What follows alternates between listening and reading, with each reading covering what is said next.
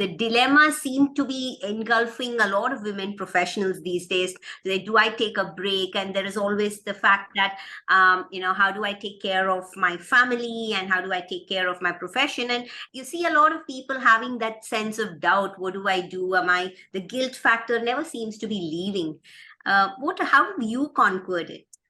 I think so. It's a great question, and that's something that I keep getting asked, right? So I'll give you, it's a personal example. It's an incident that happened. So I attended my daughter's high school graduation, right?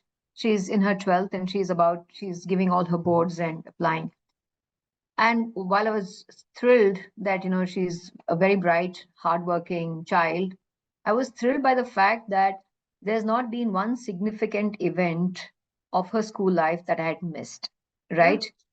And I was looking at, is it because I felt guilty? No, I wanted to be part of it because early on, when she was growing up, I did miss some of the important milestones. So I had to rebalance and look at what's more important for me.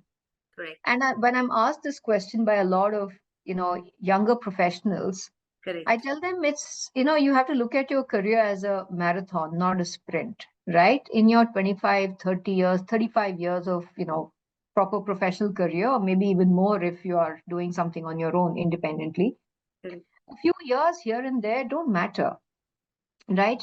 Now, do you feel like you want to spend time doing something? Then, you have to take ownership and accountability for it. There'll always be external factors, right? Correct. You will have conflicting demands, priorities. Just when you are reaching the peak of your career, you will need to be a primary caregiver. If you have kids, you'll have something else. They'll be at a school going age or college.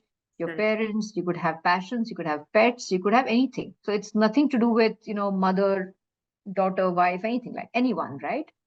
So how do you balance it out? So I think it's more about integrating everything and a little bit of just-in-time management, which is what worked for me. I don't know if it's going to work for everyone else. So I took some conscious decisions about my career in terms of what I wanted to do, what's going to work. One can always argue, right? Maybe some milestone could have been achieved 5 years earlier, or Right. maybe 2 years earlier, but that's all right. I mean, when you look at the entire construct, on balance, did you meet whatever you wanted to meet, and are you happy by and large? I think that's the way I would look at, right? So my advice is, don't be too hard on yourself, and Correct. don't look at artificial milestones in comparison, saying by year, 10th year of your career, you should be in this position. Things Correct. keep changing, right?